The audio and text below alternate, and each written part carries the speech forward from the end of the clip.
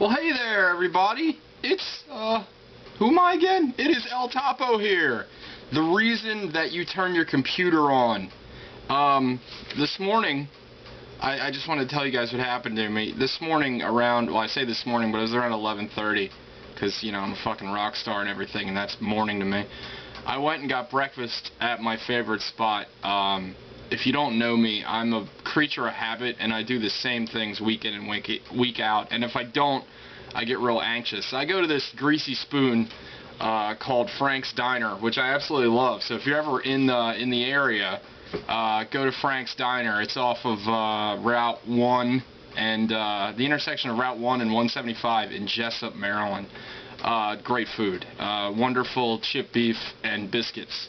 But anyway, I was sitting there eating my breakfast and reading a book like I always do, and oh, for all you comic book geeks, I'm reading Scott Pilgrim, and I'm sure many people that are watching this from the outhouse are like clapping because they've been telling me to read this book for a long time, and I liked it so much I bought every trade. So good job, fucking nerds. It's good stuff. But anyway, I'm sitting there reading, drinking coffee, waiting for my food. And there's this fucking family behind me. Well, let me back up a little bit.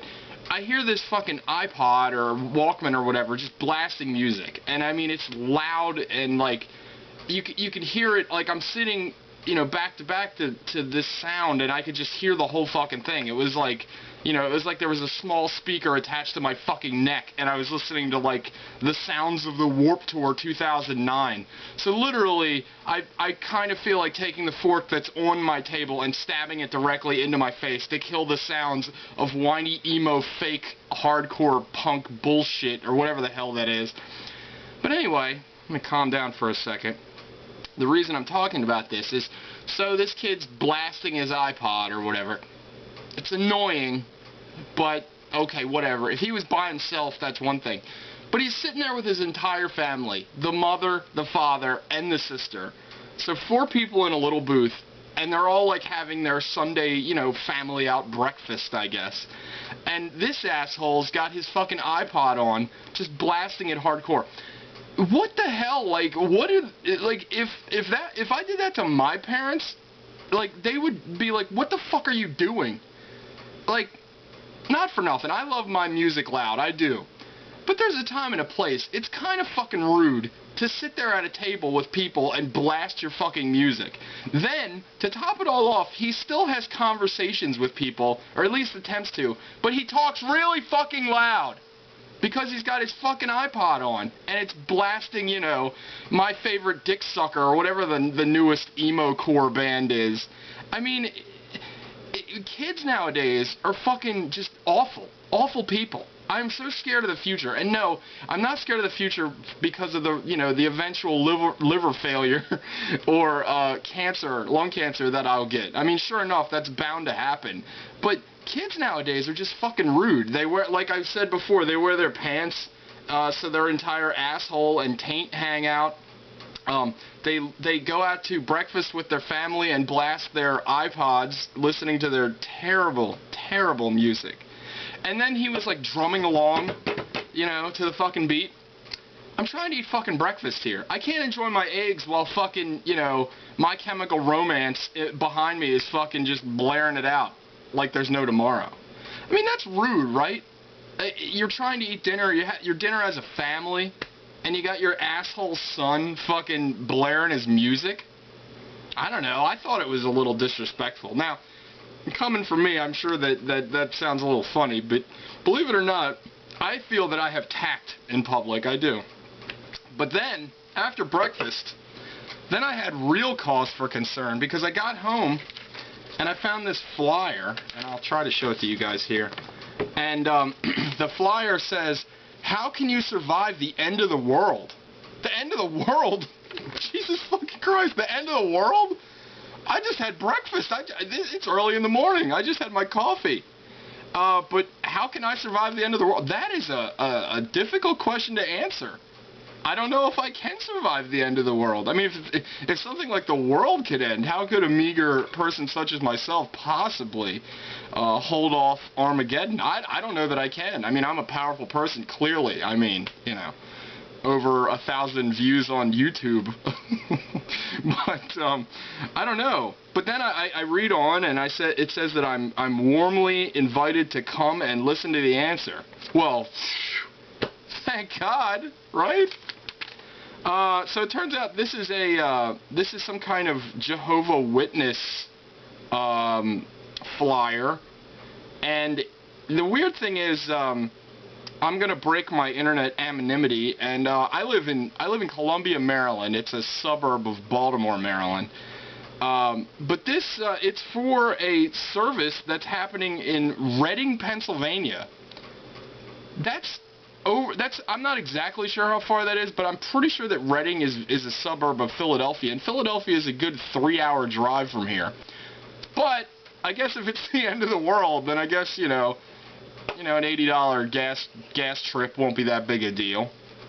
So then I read on, and it tells me that shortly before his death, Jesus Christ gave his warning to his disciples. What I say to you, I say to all. Keep on the watch. Thanks, Jesus. Could you be a little more descriptive? I mean, you're the son of God. Can you be like, hey, black president. Hey, Al-Qaeda. I'm just kidding about the black president thing. He's not really black. He's half black. When we get a full black president, that's when it's all over. When we get that guy that's the president on 24 and he's on the Allstate commercials, and he was Serato in Major League. When he becomes president and Joe Boo is the vice president, watch Major League if you don't know what I'm talking about. Then we're fucked. So anyway, so that's what Jesus told us. Jesus told us to keep watch. So then I read on about this service. This was stuck in my door, by the way, in between my regular door and my screen door, or glass door. I don't know, screen door. It says this is some of the PowerPoints that this presentation is going to go over. It says, stay awake as Christian families, because clearly in America, Christian families are just constantly under attack. We all know this. I mean, don't get me started. I mean, the poor Christians are persecuted. It's almost like in the Bible, they're persecuted that much. I mean, just the other day I drove down the street and some guy was getting crucified upside down. It was crazy. So yeah, Christian families got to stay awake. They can't be sleeping at the wheel when fucking the rapture comes. God forbid. The second point, and I'm going to show this because I think it's so funny, because it says, no, the end is near. Well, that's positive. The end is near. So, okay. Well, geez, I really do need to get to this fucking service because the end is near. Shit. The other, another point is, intimate Jesus. Intimate Jesus is... Oh, I'm sorry, I read that wrong. Intimate Jesus is much funnier. If this was some kind of weird sexual Jehovah Witness flyer, I would be a bigger fan. It says, examples of Jesus' watchfulness. Okay. Why does he always watch? Can't he do anything about it? I mean, I know we have free will and that whole stupid bullshit, but, if he really cared, if he was really, worried about people, he would just be like, alright, I'm going to put the end of the world off for a couple more millennia. These guys ain't so bad. I mean, they made Daisy of Love, and yeah, that's enough reason to rapture them. But, I mean, they're pretty good, They do some good things once in a while. The Jonas Brothers are famous. That's positive. They're giving people promise rings. It's good, right? But yeah, Jesus' watchfulness. So he's like the watcher. More comic book humor. I'm sure it's got a big head and watches things. It's not supposed to interfere, but always does. And it also says the final point on this flyer is keep... oh, I like this. Keep in inspection... Doesn't sound right. Watching for Jehovah's Day. I don't know what Jehovah's Day is, but I'm pretty sure that that's a reference back to number 2 about the world ending. And I'm going to show this again. I don't know if this is going to come out that well. Again, I don't edit these videos, so if this looks really bad, I apologize. But this picture that's on the top of this flyer is awesome. It's a trail of people. And there's some dark storm clouds over here, and people are sad. But as they go towards the light, they get happy, and they're like helping them to be saved, I guess. So you gotta understand that today was like a 1-2 punch for me. Like, you know, I had to eat my breakfast with some asshole kid and listening to his fucking terrible music. Now, mind you, if he was listening to good music, it still would be annoying. Like, if he was blasting out, like, the second Danzig album, I would still be irritated. But, like, I'm trying to eat some eggs. Nobody needs Danzig while they eat eggs. So I had to listen to that, and then I thought about, you know, wow, the future's really fucked with this generation of ass nuts behind me fucking, you know, rocking out, you know, all night long. And then I get this flyer about the end of the world. So I guess in closing, I hope that all of you will meet me at the Sovereign Center, which is at 700 Pennsylvania Street in Reading. If you guys will join me on July 31st at 9:20. Who starts at 9:20? The event starts at 9:20 and it stops at 4:55. Did they get some kind of discount if they started before 9:30 and ended before 5 o'clock? But anyway, this is important stuff because, again, it's the end is near and Christian families need to stay awake. So this is serious shit. So, cheers, and hopefully the world doesn't end in a couple of weeks. But if it does, you know what?